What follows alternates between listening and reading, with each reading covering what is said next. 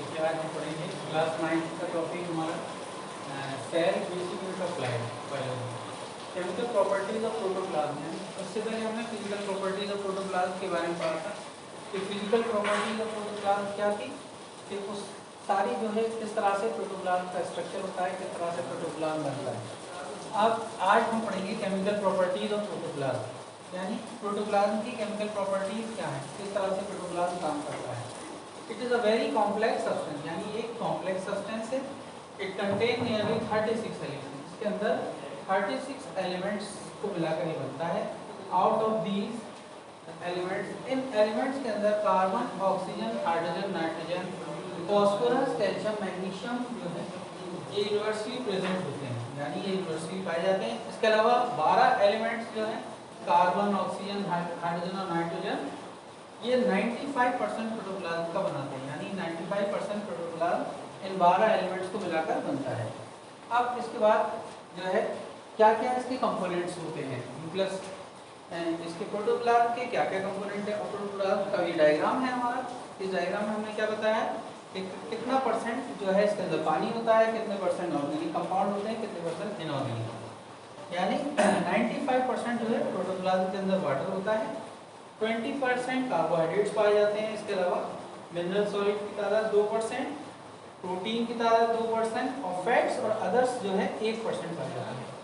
these elements, ये elements मिलकर क्या है इनऑर्गेनिक और ऑर्गेनिक कंपाउंड्स बनाते हैं। इसी तरह से प्रोटोप्लाज्म को हमने क्या है दो पार्ट्स में डिवाइड किया। पहला पार्ट है इसका न्यूक्लियस, दूसरा है साइटोप्लाज्म। अब न्यूक्लियस के कंपोनेंट्स क्या क्या होते हैं, तो कंपोनेंट्स न्यूक्लियस के क्या है न्यूक्लियर एनवेलप और न्यूक्लियोप्लाज्म। इसके बाद हम आते हैं न्यूक्लियर एनवेलप पर। ये न्यूक्लियर एनवेलप क्या है, it compose of 2 nuclear membrane, यानी ये 2 न्यूक्लियर मेम्ब्रेन को मिलाकर बनता है। इट कवर्स न्यूक्लियस, पूरे न्यूक्लियस को ये कवर करता है। इसके अलावा सेपरेट न्यूक्लियस एंड साइटोप्लाज्म, यानी इसका काम क्या है न्यूक्लियस और साइटोप्लाज्म को अलग करना। इसके अलावा pores are present called nuclear membrane, इसके अंदर जो छोटे छोटे पोर्स पाए जाते हैं, सुराख पाए जाते हैं, हम क्या कहते हैं उसको न्यूक्लियर पोर्स कहते हैं। इसके अलावा अब हमारा आता है न्यूक्लियोप्लाज्म। न्यूक्लियोप्लाज्म का मतलब क्या क्या है इसके अंदर, ये एक लिक्विड ग्राउंड सब्सटेंस है, ऐसा सब्सटेंस जो लिक्विड ग्राउंड सब्सटेंस कहलाता है। It covered by nuclear envelope, यानी ये न्यूक्लियर एनवेलप के जरिए कवर्ड होता है। इसके बाद आता है हमारा न्यूक्लियस। तो न्यूक्लियस जो है सबसे इम्पोर्टेंट पार्ट है सेल का। It is the control centre of the cell, यानी सेल की तमाम एक्टिविटीज जो होती हैं वो न्यूक्लियस के जरिए कंट्रोल होती है। It was discovered by Robert Brown in 1830, यानी इसकी डिस्कवरी रॉबर्ट ब्राउन ने 1831 में की। यानी न्यूक्लियस जो है कंट्रोल सेंटर है सेल का, तमाम एक्टिविटीज जो रेगुलेट होती है या परफॉर्म होती है वो न्यूक्लियस के जरिए होती है। It was discovered by Robert Brown in 1830, यानी न्यूक्लियस को रॉबर्ट ब्राउन ने 1831 में डिस्कवर किया। अब बात क्या आती है इसके पार्ट्स क्या है, parts of cell in nucleus. तो पार्ट्स ऑफ सेल क्या है न्यूक्लियस, पहला है इसका सेलुलर कंपोनेंट होते हैं इसके अंदर, दूसरा क्या है ये सेंट्रली लोकेटेड, यानी सेंटर पे लोकेट होता है, और लार्ज इन साइज, इसका साइज क्या है बड़ा होता है। उसके बाद लार्जेस्ट सेल स्ट्रक्चर, यानी इसका सेल स्ट्रक्चर बहुत ज़्यादा बड़ा होता है जिसको आसानी से देखा जा सकता है। इसके अलावा अब आता है कि इसमें किस तरह से ये जो है अपने वर्क को परफॉर्म करता है। पहले सबसे पहले हमने क्या पढ़ा था केमिकल प्रॉपर्टीज ऑफ प्रोटोप्लाज्म, यानी केमिकल प्रॉपर्टीज प्रोटोप्लाज्म की क्या है, it is a very complex substance, यानी ये कॉम्प्लेक्स सब्सटेंस, कॉम्प्लेक्स कहते हैं बहुत ज़्यादा चीज़ें जो है इसके अंदर जो है मिली हुई है। यानी इसके अंदर इट कंटेन 36 एलिमेंट्स, यानी 36 एलिमेंट्स को मिलाकर ये बनता है। आउट ऑफ दीज, यानी इस 36 में से कुछ एलिमेंट्स ऐसे हैं जैसे कार्बन है, ऑक्सीजन है, हाइड्रोजन है, नाइट्रोजन, फॉस्फोरस, कैल्शियम और मैग्नीशियम, ये सारे एलिमेंट्स क्या है यूनिवर्सली प्रेजेंट होते हैं इसके अंदर। आउट ऑफ दीज 12 एलिमेंट्स, यानी 12 एलिमेंट्स जो होते हैं जिसमें कार्बन, ऑक्सीजन, हाइड्रोजन और नाइट्रोजन, ये सब मिलकर क्या बनाते हैं 95% प्रोटोप्लाज्म का काम करते हैं, यानी कि 95% प्रोटोप्लाज्म जो है इसी को मिलाकर बनता है। इन 12 एलिमेंट्स जो है 95% प्रोटोप्लाज्म को कवर करते हैं। अब इसकी डायग्राम में हमने क्या बताया कि वाटर इसके अंदर कितना होता है 75%, यानी 75% जो है वाटर की तादाद पाई जाती है इसके अंदर। इसके बाद इसके अंदर वाटर की तादाद कितनी है 95%, प्रोटोप्लाज्म। अब इसके बाद कार्बोहाइड्रेट 20%, 75% तो वाटर है इसके अंदर, कार्बोहाइड्रेट 20%, मिनरल सॉलिड की तादाद 2%, प्रोटीन की तादाद 2% और फैट्स और अदर्स 1%। अब these elements combine to form inorganic and organic compound, यानी ये एलिमेंट्स मिलकर दो तरह के कंपाउंड बनाते हैं। एक कंपाउंड होते हैं इनऑर्गेनिक, दूसरे होते हैं ऑर्गेनिक कंपाउंड। और protoplasm is divided to 2 part, यानी इसको 2 पार्ट में डिवाइड किया गया है, दो हिस्सों में इसको तकसीम किया गया है। तो पहला पार्ट है इसका, पहला पार्ट है न्यूक्लियस, दूसरा साइटोप्लाज्म। अब इसके बाद हम न्यूक्लियस के बारे में आते हैं कि न्यूक्लियस के कंपोनेंट क्या क्या हैं। न्यूक्लियस किस किस को मिलाकर बनता है? न्यूक्लियर एनवेलप होता है इसके अंदर और न्यूक्लियोप्लाज्म होता है। अब न्यूक्लियर एनवेलप के बारे में क्या है? It compose of 2 nuclear membrane, यानी ये 2 न्यूक्लियर मेम्ब्रेन को मिलाकर बनता है। इट कवर्स न्यूक्लियस, यानी पूरे न्यूक्लियस को ये कवर करता है। सेपरेट न्यूक्लियस एंड साइटोप्लाज्म, यानी न्यूक्लियस और साइटोप्लाज्म को अलग करने का काम भी ये जो है करता है।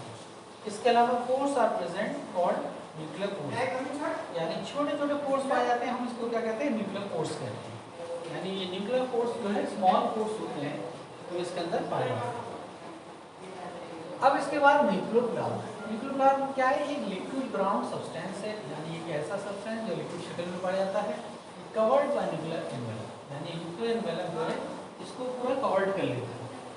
अब इसके बाद आता है हमारा कि न्यूक्लियस क्या है? न्यूक्लियस क्या है? एक तरह से ये कंट्रोल सेंटर है सेल का, यानी सेल का जो है वो हिस्सा है जो पूरे फंक्शन को कंट्रोल करता है। This was discovered by Robert brown 1831, यानी इसकी डिस्कवरी रॉबर्ट ब्राउन के जरिए 1831 में की गई है। इसके बाद पार्ट्स ऑफ सेल क्या है? न्यूक्लियस है, उसके बाद सेलुलर कंपोनेंट होता है ये first, second centrally located component है, दूसरा फिर ये है लार्ज इन साइज, यानी इसका साइज बड़ा होता है, चौथा लार्जेस्ट सेल स्ट्रक्चर, यानी ये बहुत बड़ा सेल स्ट्रक्चर। इसके बाद आता है कि डीएनए जो है, डीएनए क्या होते हैं? इट कंसिस्ट ऑफ जीन्स, यानी डीएनए के अंदर जीन्स पाए जाते हैं। और जीन्स क्या है?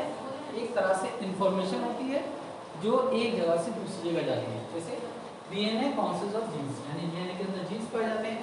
फंक्शनल सेगमेंट जो होती है डीएनए की वो क्या कहलाती है? जीन्स। और जेनेटिक इंफॉर्मेशन जो होती है, यानी जैसे हम कहते हैं कि माँ बाप की शक्ल में बच्चा जो दिख रहा है या बाप के असरार में उसके अंदर माँ के असरार हैं, तो ये हम कैसे कहते हैं? ये जेनेटिक इन्फॉर्मेशन के जरिए पता चलता है कि जेनेटिक इन्फॉर्मेशन एक जनरेशन से दूसरी जनरेशन में जाती है। यानी कब होता है? सेल यूनिट के दौरान, यानी ये यहाँ पर थ्रेड लाइक स्ट्रक्चर है। उसके बाद ये जो है फिर डेफिनेट शेप ले लेगा। उसके बाद जब डेफिनेट शेप ले लेगा तो ये क्या कहलाएगा? सेल यूनिट के बाद क्रोमोसोम्स कहते हैं। तो क्रोमोसोम्स एक तरह से they are consist of genes होते एक तरह से हेरिडिटी इन्फॉर्मेशन को एक जगह से दूसरी जगह भेजते हैं। तो इस तरह से पहला क्या है? डीएनए कंसिस्ट ऑफ जीन्स, यानी डीएनए के अंदर जीन्स पाए जाते हैं। Functional segment of DNA are called genes, यानी डीएनए का काम क्या है? ये फंक्शनल सेगमेंट कहलाते हैं इसके। इसके बाद जेनेटिक इन्फॉर्मेशन एक जनरेशन से दूसरी जगह जाती है, और जब जेनेटिक इन्फॉर्मेशन एक जगह से दूसरी जगह जाती है तो इस तरह से ये स्ट्रक्चर बनता है। ये थ्रेड लाइक स्ट्रक्चर है। और फिर इसके बाद आफ्टर सेल डिवीजन यही स्ट्रक्चर जो है डेफिनेट शेप अख्तियार कर लेगा, जिसको हम कहते हैं क्रोमोसोम। इस तरह से ये पूरा जो है डीएनए के बारे में हो गया कि किस तरह से क्रोमोसोम्स जो है एलिमेंट्री इन्फॉर्मेशन एक जगह से दूसरी जगह पहुंचाते हैं, और जेनेटिक इन्फॉर्मेशन एक जगह से दूसरी जगह किस तरह से ट्रांसफर होती है। तो ये सब पूरा प्रोसेस जो है हमारा इस तरह से पहला था केमिकल प्रॉपर्टीज प्रोटोप्लाज्म की थी, जिसमें हमने जो है इसके बारे में पढ़ा कि क्या क्या किस किस सब्सटेंस को मिलाकर बनता है, कितने एलिमेंट्स होते हैं। 36 एलिमेंट्स होते हैं, जिसमें 12 एलिमेंट्स उसके खास होते हैं, जिसमें 95% प्रोटोप्लाज्म का हिस्सा पाया जाता है। अब इसके बाद हमने यहाँ पर इसके डायग्राम से बताया कि डायग्राम में क्या था? 75% वाटर है, कार्बोहाइड्रेट 20%, मिनरल सॉलिड 2%, प्रोटीन 2% और फैट्स अदर की तादाद 1%। तो ये कंबाइंड ये एलिमेंट्स जो होते हैं कंबाइन होकर दो तरह के कंपाउंड बनाते हैं, इनऑर्गेनिक और organic. Protoplasm is divided into part, दो पार्ट में डिवाइड किया गया है। क्या क्या कंपोनेंट थे न्यूक्लियस के? न्यूक्लियर एनवेलप था, न्यूक्लियोप्लाज्म था, ठीक है। तो अब इसमें जो है पहले हमने इसके बारे में पढ़ा न्यूक्लियर एनवेलप के बारे में। न्यूक्लियर एनवेलप में क्या बताया उन्होंने? दो न्यूक्लियर मेम्ब्रेन को मिलाकर बनता है। इट कवर्स न्यूक्लियस, न्यूक्लियस को कवर करता है। न्यूक्लियस और साइटोप्लाज्म को अलग करने का काम है इसका। इसमें पोर्स पाए जाते हैं जो न्यूक्लियर पोर्स कहलाते हैं।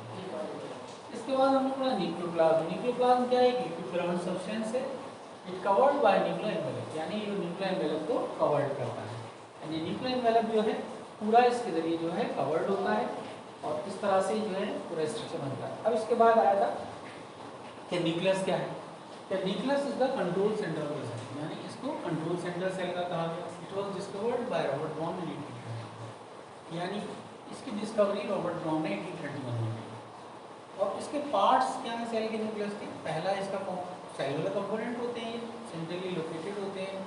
तीसरा ये लार्ज इन साइज बड़ा होता है इनका। चौथा लार्जेस्ट सेल स्ट्रक्चर, यानी इनका सेल स्ट्रक्चर जो होता है वो सबसे बड़ा होता है, यानी सेल स्ट्रक्चर बहुत ज़्यादा बड़ा होता है। इसके बाद हम यहाँ पर आए कि DNA consist of genes. DNA के अंदर जीन्स पाए जाते हैं और जो डीएनए होते हैं वो जीन्स को कॉन्सिस्ट करते हैं। फंक्शनल सेगमेंट डीएनए की क्या कहलाती है? जीन्स कहलाती है। और जेनेटिक इन्फॉर्मेशन एक जनरेशन से दूसरी जगह जो है ये जीन्स की जगह जाती है, यानी जीन्स जो है एक इन्फॉर्मेशन को एक जगह से दूसरी जगह ले जाते हैं। इस तरह से कि सेल ये होता कब है? सेल डिवीजन के बाद, यानी डेफिनेट पहले यहाँ पर जो है ग्रेड लाइक स्ट्रक्चर था, फिर आफ्टर सेल डिवीजन क्या है, इसको डेफिनेट शेप मिल गया, जिसको हमने क्या कहा? क्रोमोसोम्स। तो क्रोमोसोम्स एक तरह से हेरिडिटी इन्फॉर्मेशन को एक जगह से ले जाए दूसरी जगह ले जाने वाले पार्ट होते हैं, जो जेनेटिक इन्फॉर्मेशन को एक जगह जनरेशन से दूसरी जनरेशन में ट्रांसफर करते हैं। इस तरह से ये जो है हमारा पूरा प्रोसेस कंटिन्यू रहता है और इस तरह से पूरा प्रोसेस हमारा जो है ये कंटिन्यूस जो है चलता रहेगा।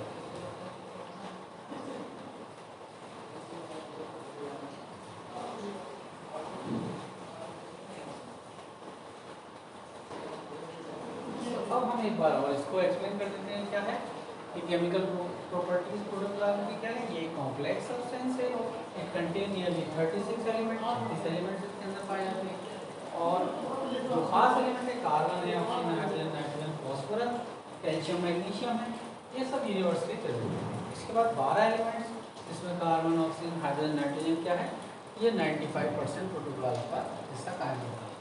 अब ये डायग्राम में हमने दिखाया कि 75% इसमें क्या है, वाटर पाया जाता है, कार्बोहाइड्रेट 20%, मिनरल सॉलिड 2%, प्रोटीन 2% और फैट्स अदर की तादाद 1%। अब यही एलिमेंट्स कंबाइन करके क्या है, इनऑर्गेनिक और ऑर्गेनिक कंपाउंड बनाते हैं। तो प्रोटोप्लाज्म को दो पार्ट में डिवाइड किया गया है। पहला क्या है इसका, न्यूक्लियर एनवेलप, और दो पार्ट में डिवाइड किया, पहला न्यूक्लियर, दूसरा साइटोप्लाज्म। अब कंपोनेंट न्यूक्लियस के क्या है, पहला न्यूक्लियर एनवेलप, दूसरा न्यूक्लियोप्लाज्म। अब इसके बारे में हमने बताया कि न्यूक्लियर एनवेलप किस तरह से बनता है। It compose of 2 nuclear membrane, 2 nuclear membrane मिलाकर बनता है। ये पूरे न्यूक्लियस को कवर कर लेता है। इसके अलावा इसका काम क्या है, न्यूक्लियस और साइटोप्लाज्म को अलग अलग कर देना, दोनों को डिवाइड कर देता है। इसके अलावा जो छोटे छोटे पोर्स होते हैं वो क्या कहलाते हैं, न्यूक्लियर पोर्स। स्मॉल सुराख होते हैं छोटे छोटे, इसको हम क्या कहते हैं, न्यूक्लियर पोर्स कहते हैं। इसके बाद आया न्यूक्लियोप्लाज्म। ये क्या है, एक लिक्विड ग्राउंड सब्सटेंस है, कवर्ड बाय न्यूक्लियर एनवेलप, ये न्यूक्लियर एनवेलप से कवर्ड होता है पूरा। अब इसके बाद हमने ये बताया कि इसमें ये न्यूक्लियस, तो nucleus is the control centre of the cell, यानी ये कंट्रोल सेंटर है सेल का। तमाम फंक्शन जो है सेल के इसी के जरिए परफॉर्म होते हैं, तमाम एक्टिविटीज को रेगुलेट करता है। It was discovered by Robert brown ने इसको 1831 में इसका पता लगाया। पार्ट्स ऑफ सेल्स क्या है, ये एक सेलुलर कंपोनेंट है, सेल से बनने वाला कंपोनेंट, सेंट्रली लोकेटेड होता है, इसका साइज बहुत बड़ा होता है। इसके अलावा एक बड़ा सेल स्ट्रक्चर ही कायम करता है। इसके अलावा डीएनए क्या होते हैं, इसके अंदर जीन्स होते हैं। जो फंक्शनल सेगमेंट ऑफ डीएनए क्या कहलाता है, जीन्स, यानी जेनेटिक इन्फॉर्मेशन एक जनरेशन से दूसरी जनरेशन जो है इन जीन्स के जरिए पहुंचाई जाती है। जैसे हम कहते हैं कि माँ बाप, बच्चा जो है बाप की शक्ल में मिल रहा है, माँ की शक्ल में मिल रहा है, तो ये सब क्या होता है, ये जेनेटिक इन्फॉर्मेशन होती है। जो माँ बाप की इन्फॉर्मेशन जो है एक जनरेशन से दूसरी जनरेशन में उनकी ट्रांसफर होती है। ये पहला थ्रेड लाइक स्ट्रक्चर था। जब सेल डिवीजन हुआ तो ये इसी स्ट्रक्चर में एक डेफिनेट शेप कायम कर लिया, जिसको हमने कहा क्रोमोसोम।